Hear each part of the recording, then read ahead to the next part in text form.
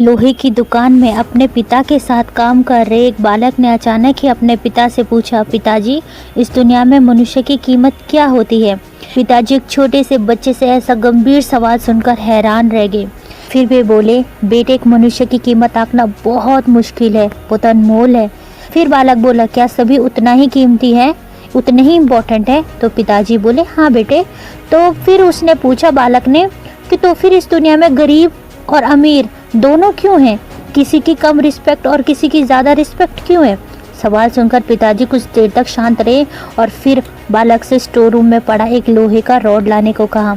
Rod लाते हुए पिताजी ने पूछा, इसकी क्या कीमत होगी बेटा? तो वो बोला, पापा 200 रुपये।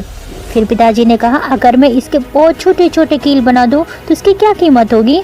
बच्चा कुछ देर सोचकर बोला, तब तो ये और महंगा बिकेगा, लगभग 1000 रुपये का। पिताजी, अगर मैं इस लोहे से घड़ी के बहुत सारे स्प्रिंग बना दूं?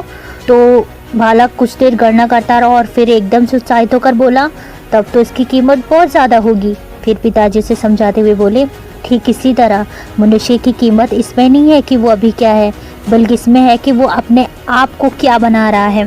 फ्रेंड्स, अक्सर हम अपनी सही कीमत आंकने में गलती कर देते हैं। हम अपनी प्रेजेंट स्टेटस को देखकर अपने आप को वैल्यूलेस समझने लगते हैं, लेकिन हमें हमेशा अता शक्ति होती है। हमारे जीवन हमेशा संभावनाओं से भरा होता है। हमारे जीवन में कई बार स्थितियाँ अच्छी नहीं होती हैं, पर इससे हमारी वैल्यू कम नहीं होती है। मनुष्य के रूप में हमारा जन्म इस दुनिया में हुआ है, इसका मतलब ये है कि हम बहुत ही स्पेशल और बहुत ही इम्पोर्टेंट हैं। हमें हमेशा अपने आप को इम्प्रूव करते रहना चाहिए और अपने आप की सही कीमत प्राप्त करने की दिशा में